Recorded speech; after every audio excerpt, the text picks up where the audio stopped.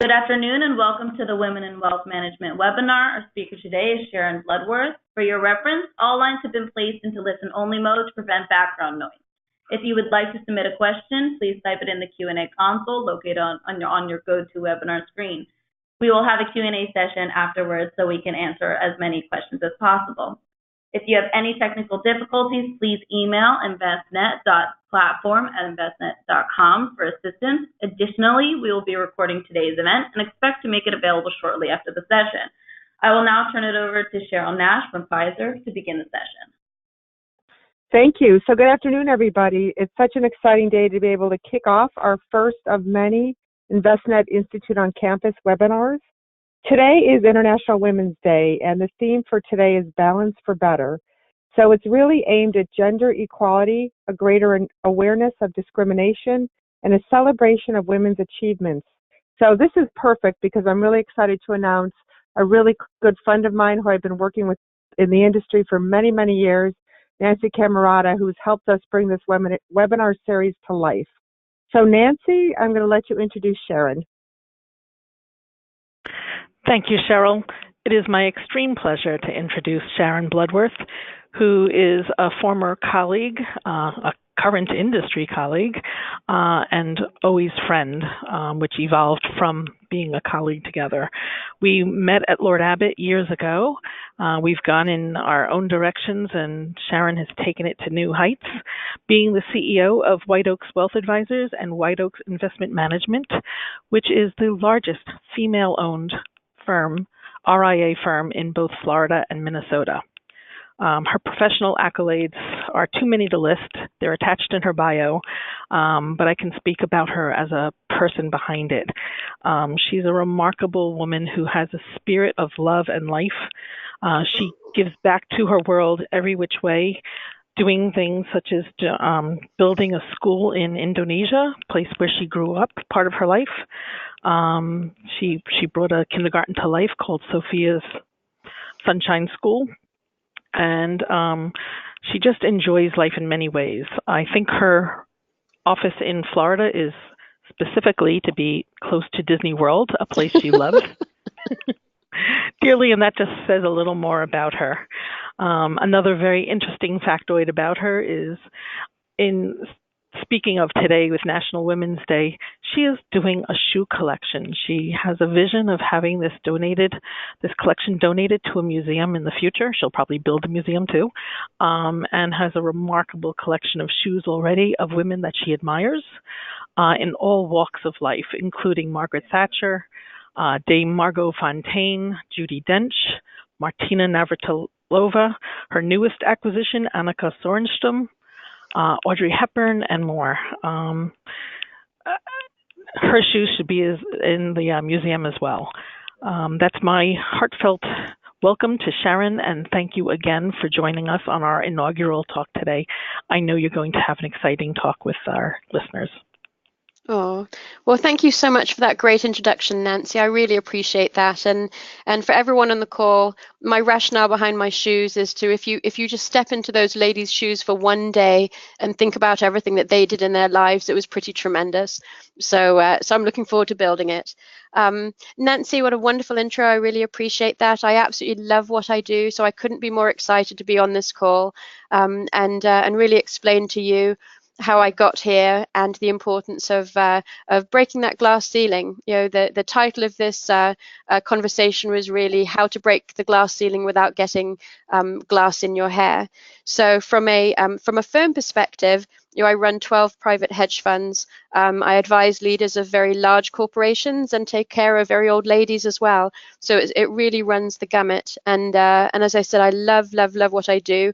And the key is about this industry is you can make a real difference in people's lives. And I always measure my success with clients by the involuntary hugs that you get. And I can tell you, I get quite a lot. So going back to where it all started, I was actually born in the UK, but brought up abroad. So my dad worked in oil, so I grew up in Africa and Indonesia and Texas, and wherever oil was, we were. And I realized very, very early on that how very, very lucky I was that I was surrounded by significant hardship and a lot of poverty in a lot of the countries that I lived in. And so I learned very lucky on that, very early on, sorry, that I was really so lucky. As you can see in the pictures there, my dream when I was young was not of finance by any means. I wanted to be a nurse until I discovered that I didn't like blood. I wanted to be an air hostess or air stewardess until I only grew to 5'2", so I wasn't quite tall enough to reach up to the cabins. And then I did political economics and languages in college, and always dreamed of working for the airlines or the airports. And so I completely fell into finance. But some of the formative things that happened to me as a child that really made me who I am today, in terms of not really breaking or not seeing the glass ceiling or breaking through it, was in Africa. I had malaria as a child. I survived a missile dump blowing up very close to my home in Indonesia. And then when we were in school in Indonesia, the Al-Qaeda had delivered a letter to all students that you passed on to your parents, letting them know that they were going to blow up all the Western children there. So it was pretty dramatic and interesting upbringing. However, I was very, very fortunate because being born in the UK, I actually didn't realize there was a glass ceiling. Margaret Thatcher was Prime Minister, the Queen was Queen, and so other than being Pope, I really truly didn't believe that there wasn't anything that I couldn't do. So part of the moral of the story is that the glass ceiling isn't there, and it doesn't exist if you actually don't see it. And as a child, I actually didn't see it at all. It was only when I was a sort of a young adult that I really got my eyes opened. And I can say I was probably a late developer in terms of realizing things, but it was only really in my 20s did it actually dawn on me that there was a glass ceiling. I remember when I arrived in New York to the finance firm there, most of the women, and this was the early 90s, they had to wear skirts, which again was pretty unusual and pretty traditional. I remember their holiday party was in a club in New York City where there was a men's smoking room that you actually couldn't enter. And I tried to get a few of my fellow workmates to go and run in there with me to sort of storm the men's smoking room, which in reflection, it was lucky that I didn't do. However, I've always been somebody who wants to belong to clubs that actually don't want me, or where I'm not allowed. I've really made a career of breaking into those organizations. I was the first woman CEO in my CEO peer-to-peer group in Minneapolis, and I remember my first meeting, and they were all sitting around the table, the older gentlemen, and they were debating as to whether they would let a woman in. And they said, well, we can't tell the jokes that we could tell, and we won't be able to really use the language that we used to. And I said, gentlemen, I probably have bigger, than half of you, at least in the room, so carry on as normal. And they laughed, I laughed, and we never looked back. I also had the same experience when I went to a charity event in the UK that I didn't actually realize was men only. And when I got there, the lady at the reception of the hotel was very, very nervous about saying, well, what are you doing here and why are you here? And I said, well, I'm a guest. And they let me stay. But I don't think that they will probably allow women into that club for about another 100 years after my visit. So I had a good time, but I've always felt that the glass ceiling truly doesn't exist if you don't see it. So I don't know if any of you saw the great commercial that was in the Super Bowl ad with Serena Williams. And she essentially, the message of the ad, and if you haven't seen it, do go out on YouTube to look at it. Her message is really that you already have the power and the ball is truly in your court. And I can tell you that confidence has a lot to do with getting on in our industry. There are some studies that have been done between men and women that they've said that the men and women actually had the same level of knowledge. However, the men were more confident in actually expressing it and moving forward.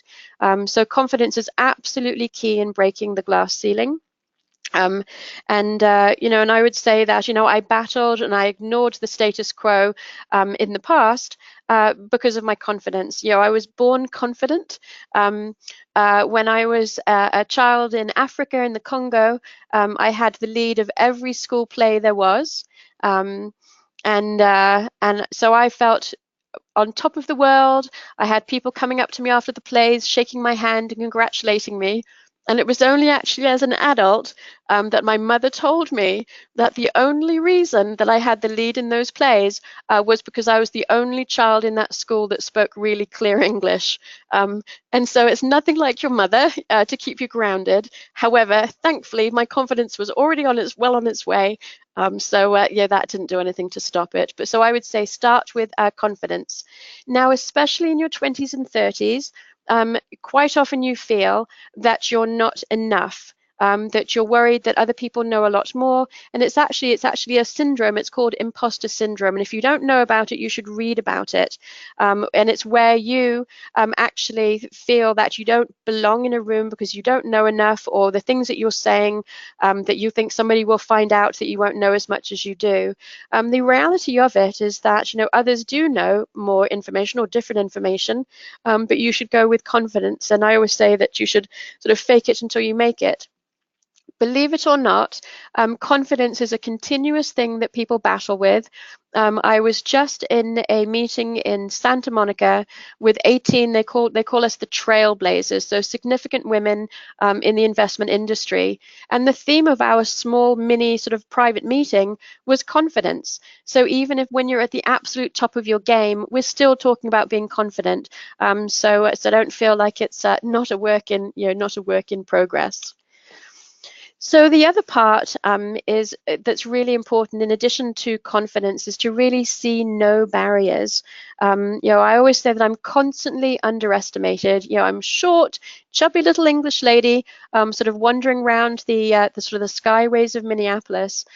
Yet a lot of my clients really have a huge impact on the future of so many employees in the state, and so much of the decision making that happens. And a lot of those conversations, we actually have inside, our meeting, because when we're talking as to whether they're bullish or bearish on their own stock. I would say the most important thing is to really not wait to get permission. Obviously, don't do anything illegal or immoral, but you don't need to ask for permission to do different things. So, for example, when I was in New York City, I worked for a large finance firm, and it was my first job when I started out of college.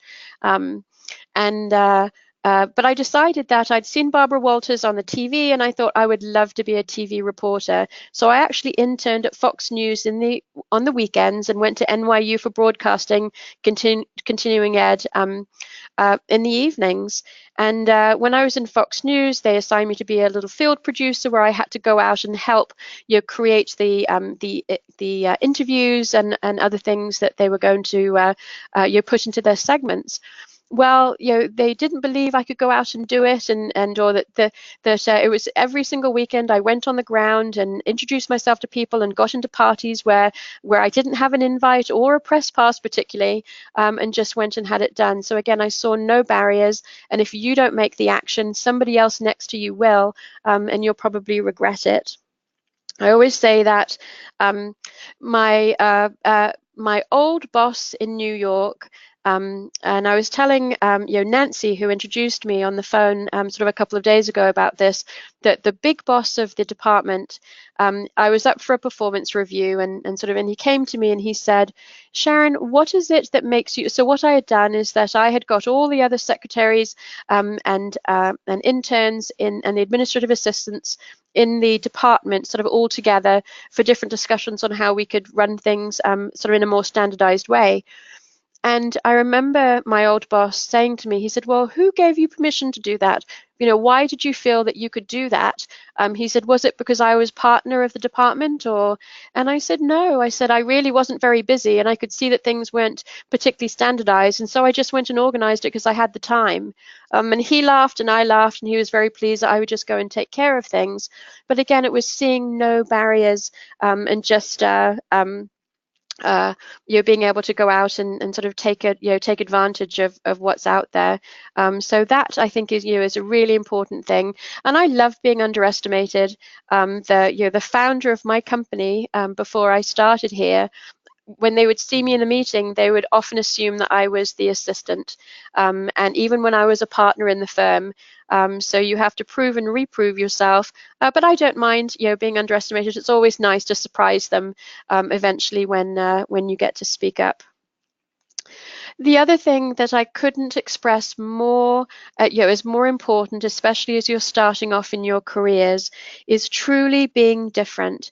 When I look at hiring in my firm and at others, I can tell you that pretty much every graduate that comes out of college, you all look the same.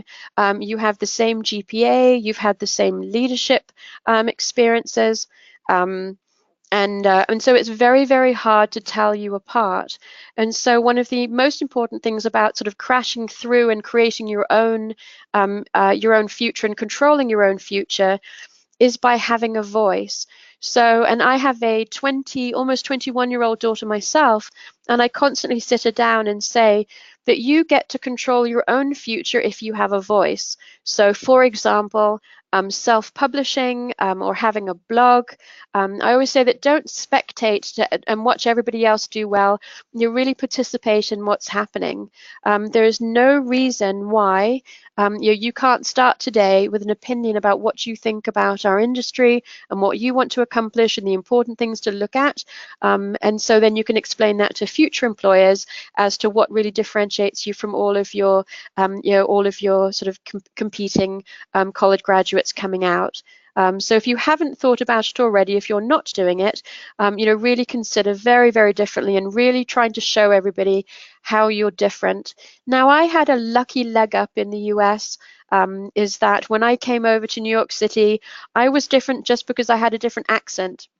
And I do think, Nancy might say differently, but I attribute a lot of my initial success over here to the accent because I was put on the phone pretty early on, sort of to apologize for the bond market in the early 90s as you were coming off of the wonderful coupon rates of the 1980s. And everybody on the phone has a story about the UK having gone there. And so you were able to calm down a lot of people on the phone. And my job was at that point was to really make sure that calls didn't get through to the portfolio managers that were really busy. So your job was to take care of sort of the calls as much as you could without having to refer them on. And so that made a huge difference to me in being different. And then when I went on and worked for American Express Financial Advisors, it was the same thing, is that people would stay on the phone with you longer if you're in a sales environment, again, because you had a different accent. And so if you're born here and you have the American accent, that's not your differentiator, but do think very, very strongly about what makes you really different, as it'll make a big, big difference. So, this is kind of a fun slide about the speed at which you can make a difference. So if you're sitting on the line saying, well, yes, I would like to make a difference, but I'm not ready yet, and I need to know so much more about your industry. And what I would say to that is, actually, you really don't need to. Is that, you know your generation, better than anyone. You know what your generation will want as financial services in the future. And you understand what you want in your generation better than I do. So mimicking what the older firms are doing and the way they've always done things doesn't mean that that's going to be the best thing for the future. And so that's why you bring value day one to the new firms that you join, because you have a different perspective. You have a perspective on the future. So again, you can develop yourself what you want in financial services, or you can help more seasoned companies really understand, how your generation thinks, and or how you communicate, or the different ways that you like to interact. And I always say that my favorite example to be able to help you express or help you understand and have the confidence, to make a difference is very simply, just 10, 11 years ago, there were two American guys in Paris, and they couldn't get a cab. And that's really how the idea of Uber was born, which is unbelievable. So it was a challenge to get a cab, and then they thought, well, wouldn't this be great if you could just sort of hail something yourself and organize it that way? And I have a fun slide here that shows you all the different cities, and this was taken sort of a couple of years ago. The black cars are the Uber drivers, and the yellow are the taxis. And so you can see in New York City, LA, San Francisco, London, and so forth. It's pretty amazing, how Uber has taken over in 10 or 11 years. And again, that was an established transportation system of having your taxis. It was a very old tradition, and an expensive one to get into. And then look what Uber's gone and done. So there's no reason why anyone on this call can't actually do the same thing to this industry as well, so that there's no reason why you should be waiting in moving forward as well.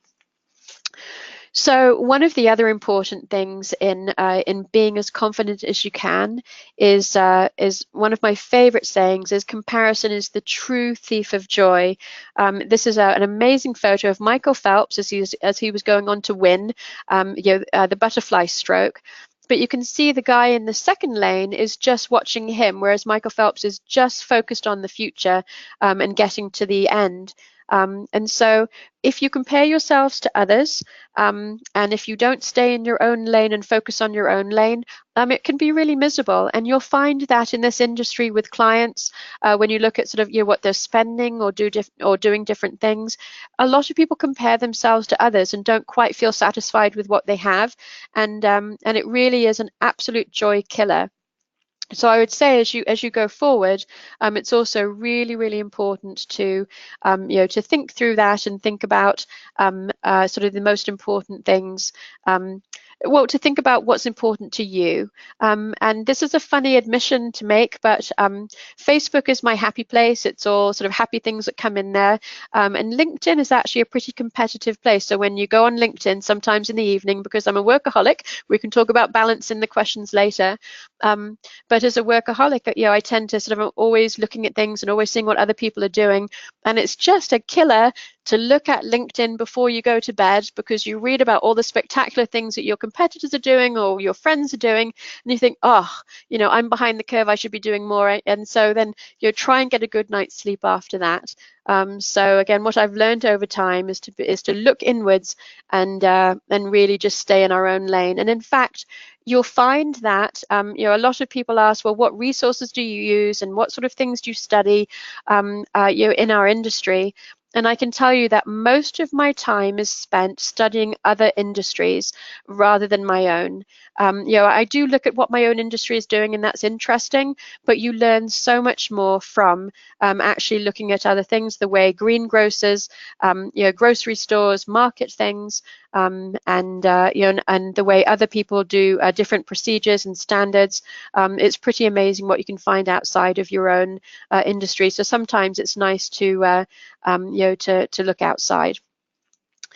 Now, one of the biggest and most important things, I think, in developing your future in our industry is finding champions that will really get behind you and really support what you want to do and help open doors. When I have, numerous accolades in this industry, and I can tell you my two absolute favorite ones. My husband actually nominated for me, top women in business in Minneapolis, St. Paul, and 40 under 40.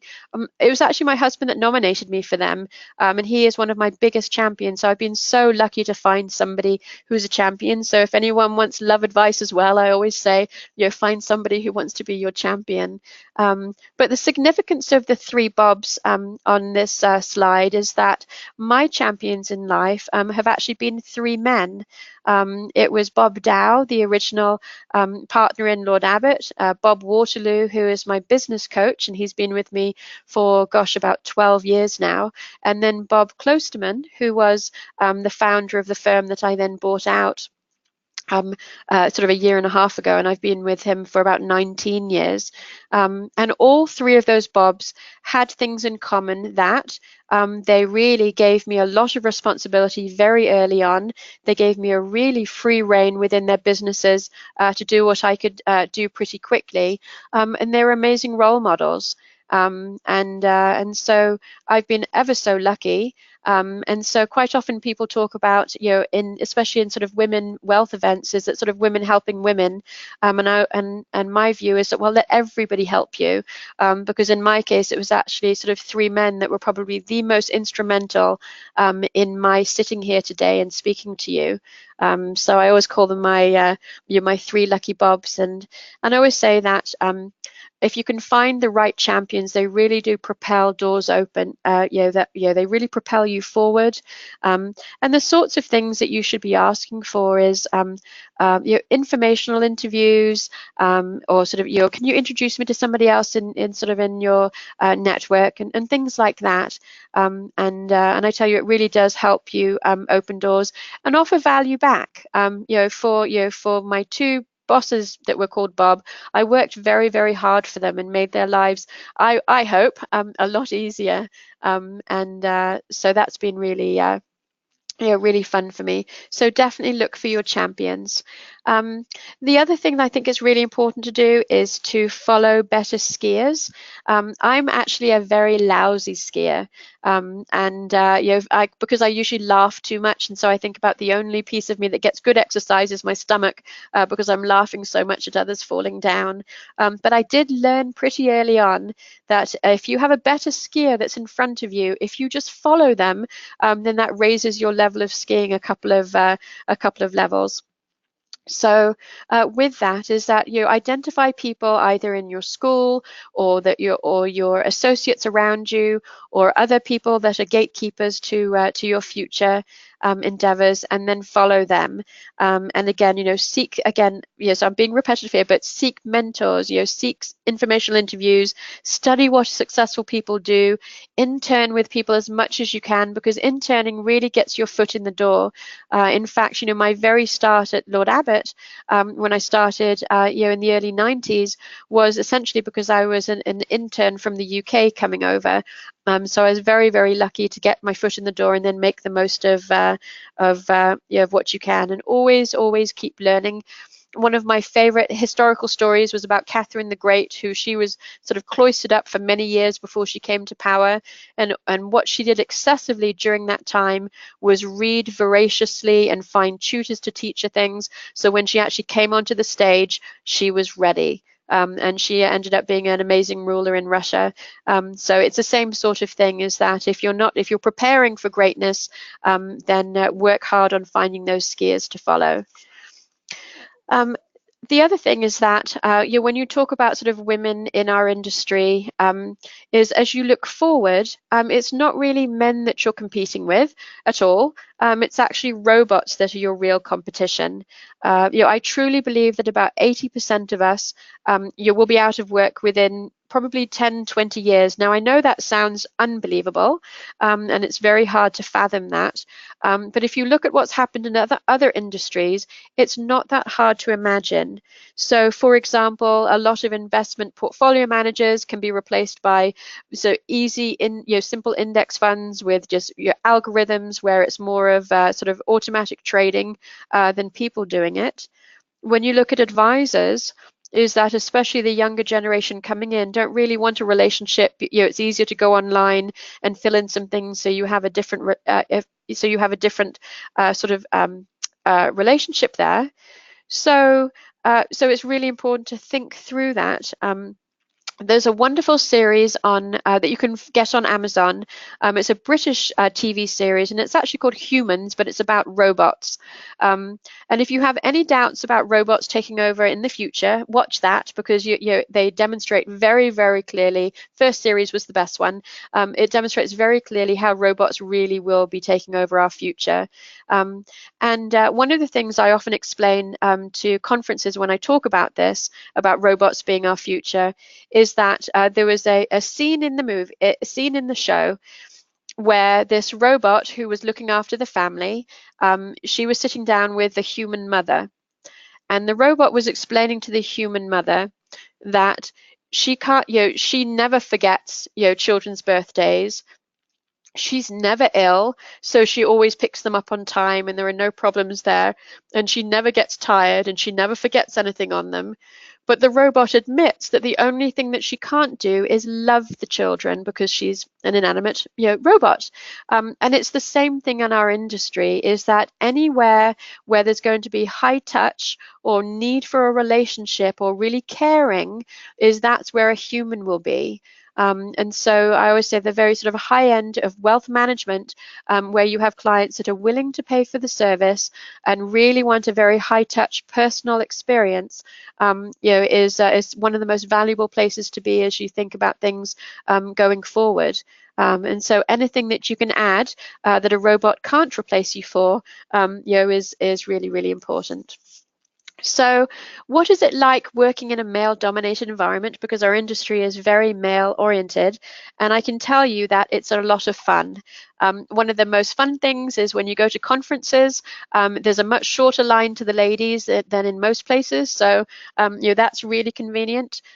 When I was 8 years old, I went to boarding school for 2 years, right at the end of when my parents were in Africa and then they moved to Texas.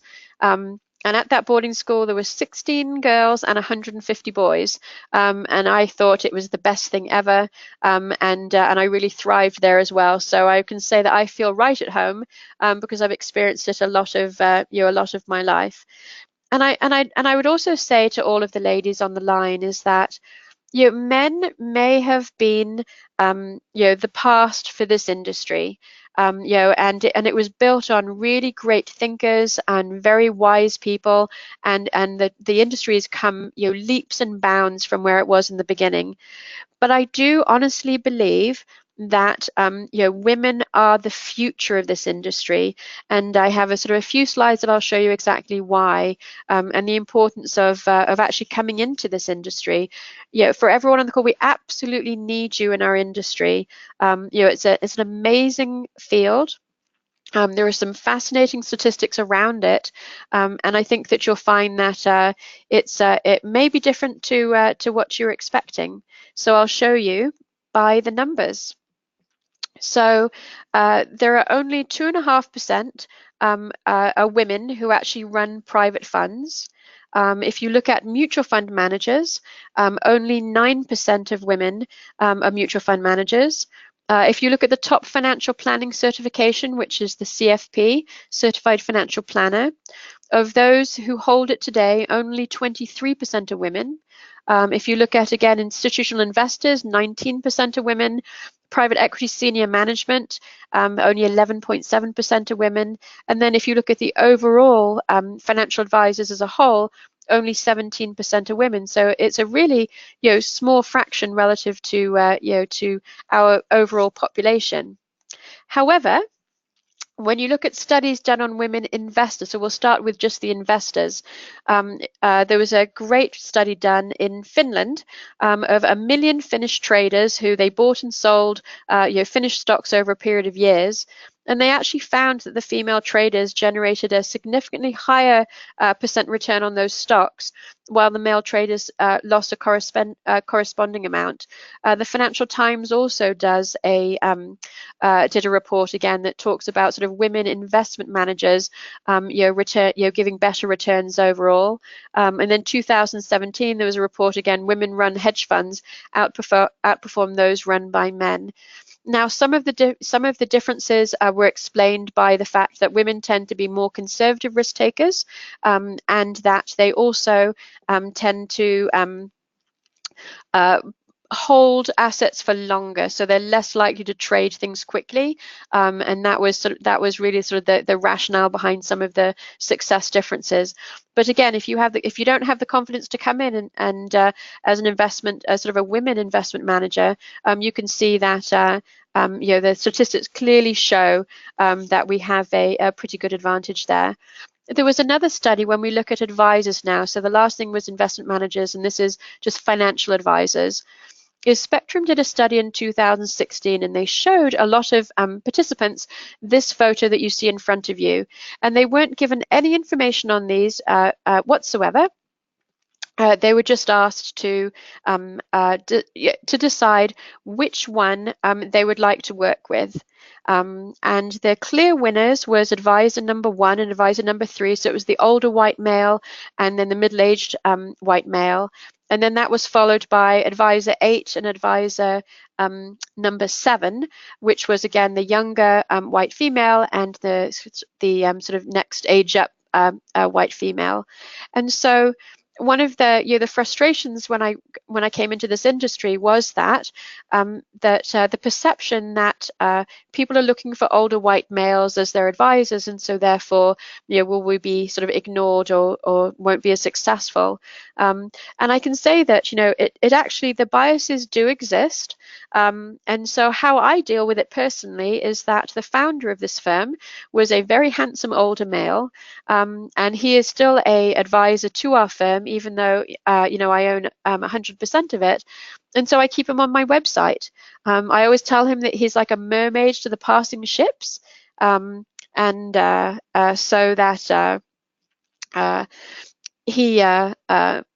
it's pretty fascinating to see that. But however, when people come through the door, they actually realize who they're working with, and they stay for the women in my firm. We're actually mostly women. I have 2 male colleagues, but that wasn't by design. It was, I always hired the best person for the job.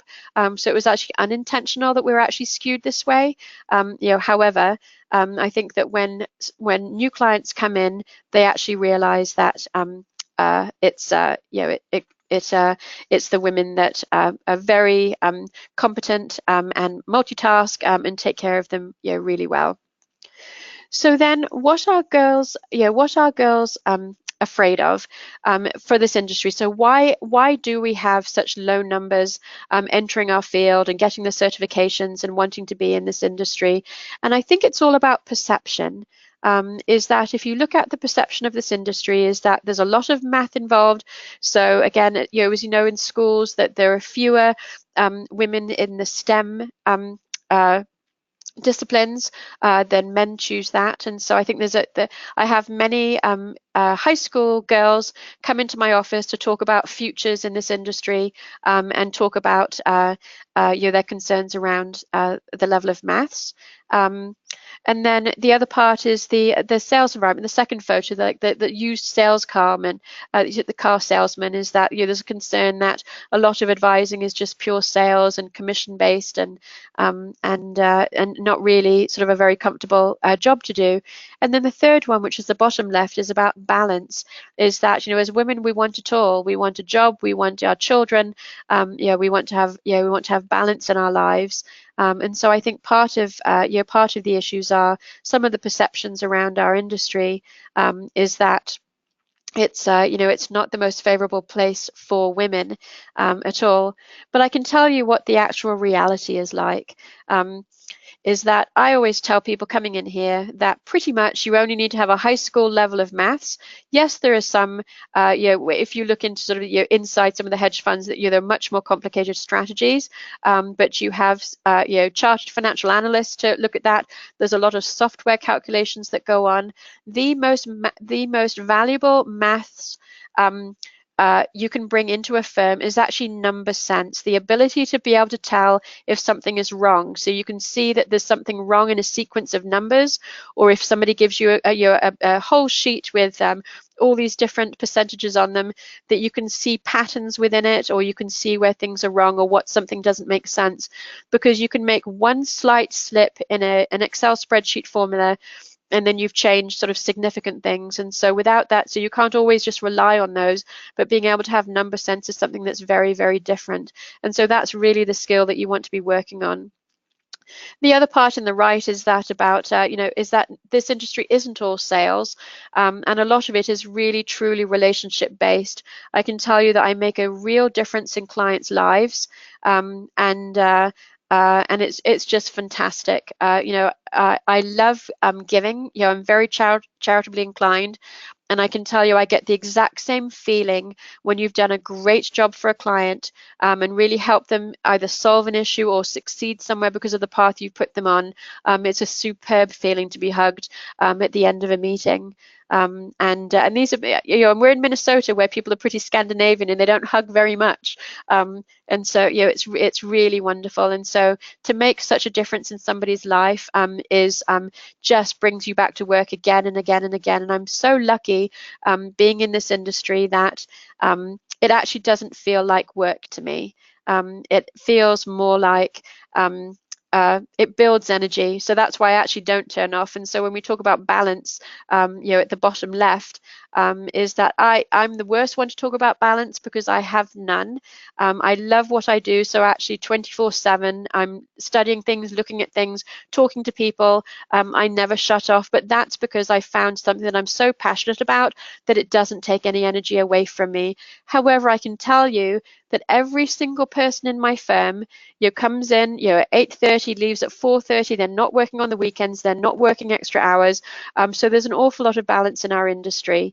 And quite often, if you go into advising, you can create, some of that, true balance and flexibility yourself. A lot of firms realize that in order to be attractive to younger generations, flexibility is an important thing for them. So I would say that in my firm specifically, there is a huge amount of balance, and you can have it all. And although I started when I was a single mother, bringing up my daughter when she was young, and so I had to put my head down, and she was the first one in daycare and the last one to be picked up. However, the industry has changed over the last 20 years, whereas I would say that would be very different for today. So then when we look at, really sort of by the numbers, is that, what it looks like. And I always say that if you can't make it in 2019 with all of our unnatural advantages, then it'll be very difficult to make it.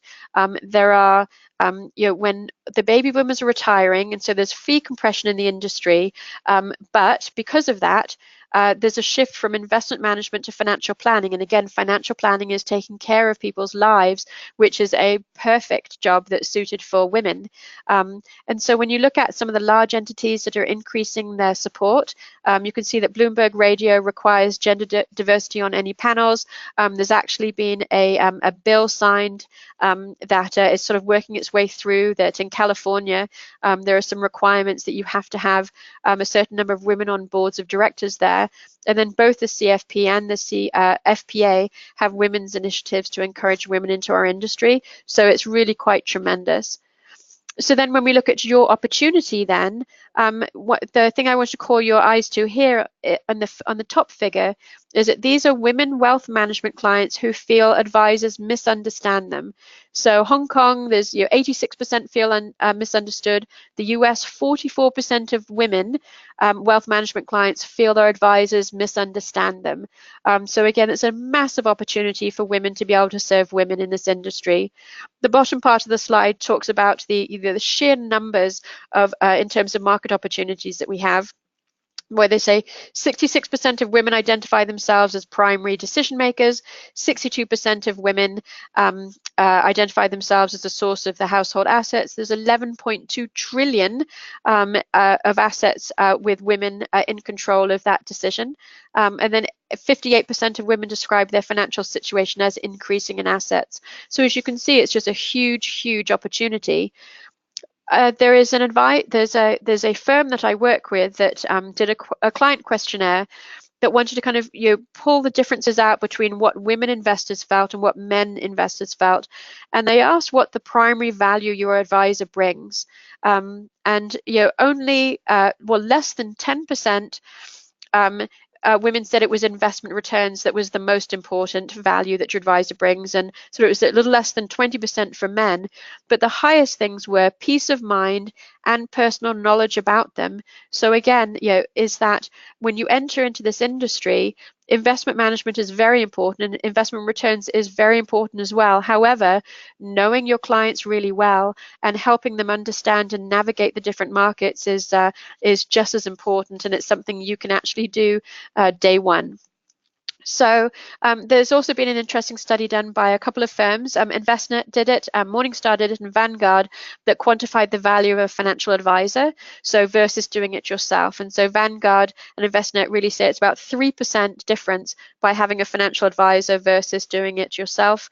And then same with Morningstar. So it's a huge opportunity to make a difference in our industry, and that there is a huge future, despite the robo advisors kind of nipping at our heels. And a lot of that is due to helping people with their behavioral decisions, the allocation of their portfolios, and as well as some of the rebalancing that you do as well. This next slide shows you kind of the perfect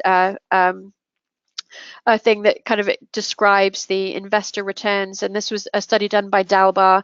It was their 2016 view, and essentially shows you that this is what the S&P 500 did over that last 30-year period, so the 30-year period ending December 30, 2016, and then this shows you kind of the 12-month return for the S&P 500 over the same time.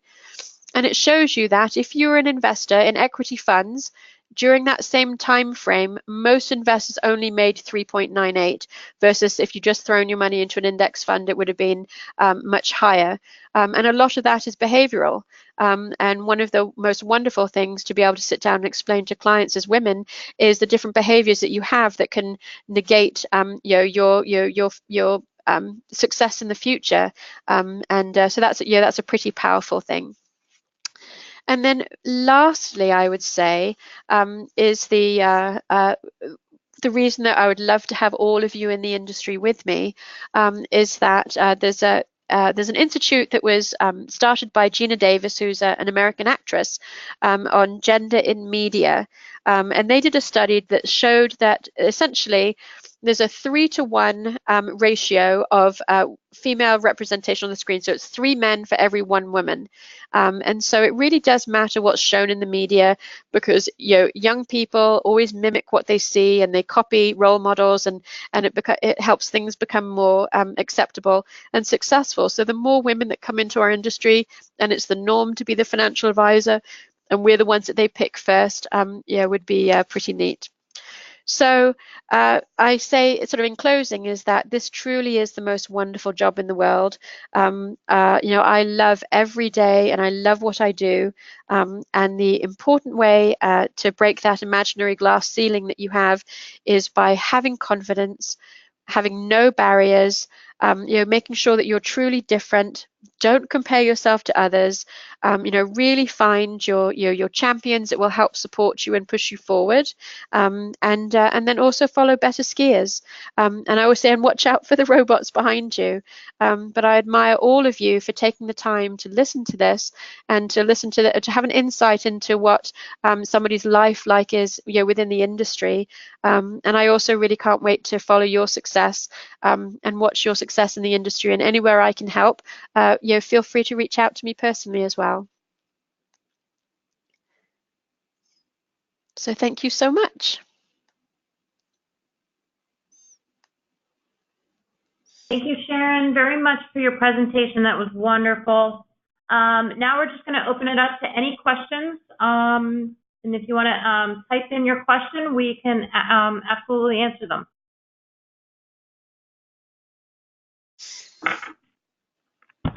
And right now we don't see any questions, so I believe Sharon has probably answered everyone's questions. Sharon, can I ask just a simple one? What? Yes. It's for any, are you interested in podcasts or any sites that you can reference that might be helpful for just even just the younger generation to access and get more information about the industry, or is there something that you can recommend? Yeah, so I would say for this industry, what I look at is I look at The Economist, the Wall Street Journal, the Financial Times. When you look at podcasts, there is a gentleman in our industry called Michael Kitces, and he's really brilliant on studying the industry, highlighting people who are in it, and giving you a greater depth there. But a lot of what I actually spend my time on is looking at other industries' websites and other industries' developments. I would say that one of my favorite books in the world in this industry is actually called The Ultimate Gift, by a gentleman called Jim Stovall, and it's a story about money values. And it's a very, very easy read, but it actually takes you through all of the different important things in people's lives to make good decisions. I love reading books about how things can go wrong. So fooled by randomness. So you don't get so, you don't look at a spreadsheet and absolutely believe definitively that that's going to be the future, as well as a lot of TED Talks on sort of success and confidence. Would be a really important thing. And I would say that the way to make you different, there is a book from Eli Goldratt called The Goal, and that talks about how to get rid of bottlenecks. So as soon as you walk into firms, you can kind of figure out where the bottlenecks are, and then talk about sort of how you can help solve them as well. So I think that preparing yourself for being different is also really important. All right, so we have another question.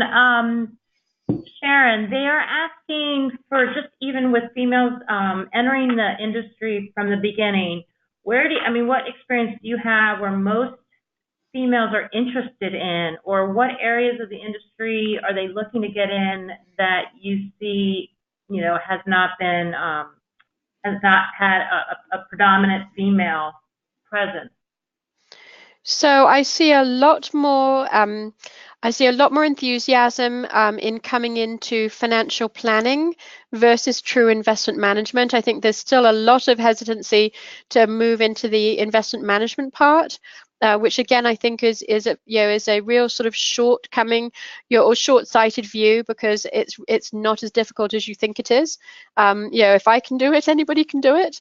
And so I think that that's one of the most challenging areas. But I think today, walking into being more personal financial management, it's extremely easy to walk through the door as a woman. Thank you so much. We have one last question. The question actually is, are we ready for women president? Well, I hope we are. And I always thought that I can be very bossy and like to rule things, and I have my Margaret Thatcher shoes, and I actually have Queen Victoria's nightdress. So I always think if I have both of them on at the same time, I could do empire building.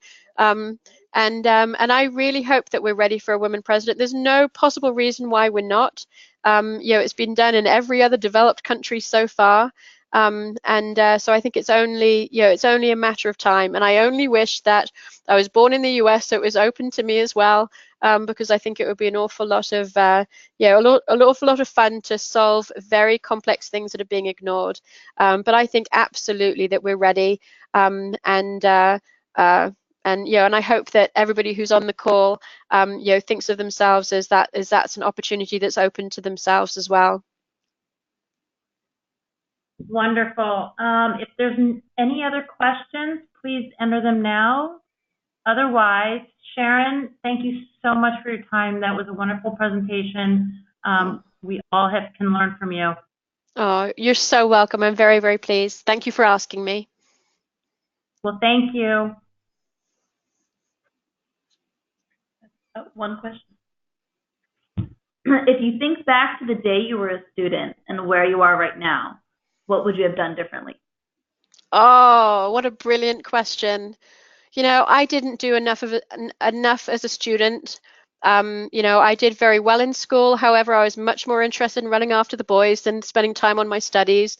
And so if I could turn back time, I would have worked a lot harder. I would have tried to get a lot more internships. I would have spent time really differentiating myself. I had to work a lot harder as an adult, opening doors that were now closed to me because of not working harder as a youth. But unfortunately, you only realize that on the other end. The best schools you can get into, the hardest you can work, the more you can publish, the more you can differentiate will make a difference. And so I often actually think about that question, because again, when you talk to your own daughter, you see yourself in her. So she always calls me a very pressured mother. But I always say that the more you can do now, it's the time to do it, because the more doors you can have open to you, the better. So you're choosing them versus having to push them, push through those doors. I got very, very lucky, with where I fell in New York, with an amazing boss that really let me do what I wanted to do from a very early point. A lot of people don't get that. So a lot of my success I attribute to very, very hard work, but I'm lucky, lucky, lucky. And so if there's anything that you can do today is really look at every resource that you have from every professor, and really do a very deep dive with them in really studying what they do and how they've done it, and the importance of what they do, and don't ignore that, because you have to work twice as hard later on. That was a great question. I love it. Great. We have another one. How do you excel in your career when you have a manager, male or female, who make it challenging to excel or move up in the department? Oh, so the very easiest way to move up when you have somebody who has the job ahead of you, is to figure out how to make their lives easier and how to promote them, because everybody who moves up, gets to move up together.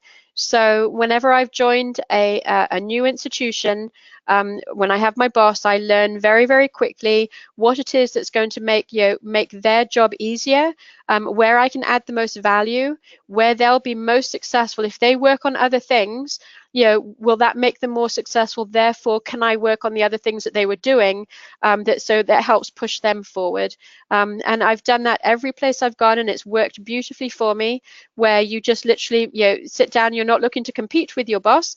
You're literally trying to promote them and then promote yourself with that. And so when everybody realizes that you're a team player and you're trying to promote everybody up the same tree, it really works. It really works really well. So I would say, again, figure out what you can do that they're doing already, that they either don't like to do, that'll make their job more enjoyable, or something that will be really useful that they can spend more time on. So I try and figure out very early on what their trajectory is and where they can go, and then figure out how I can help them get there, and then have myself go along the way. Great, thank you. It doesn't look like we have any more questions coming in. If you have one more, please send it in now. I think that's it. Thank you so much, Sharon. Thank you, Sharon, and thank you for setting the bar really high for our guest speaker webinar series. Oh, you're so welcome. It was my pleasure. Have a great day. Bye-bye. Thanks. Bye.